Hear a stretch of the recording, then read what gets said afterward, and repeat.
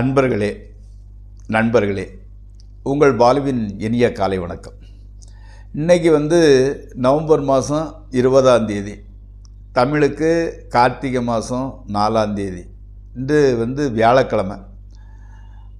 அதாவது அமாவாசை திதி மத்தியானம் 12:17 வரை, அதற்கு மேல் பிரதமை திதி.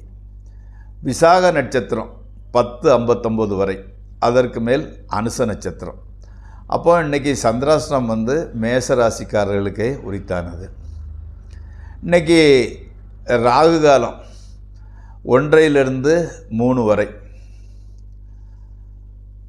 யமகண்டம் காலையில் 6 7:30 வரை, நல்ல நேரம் 10:45 11:45, 12:15 1:15 வரை.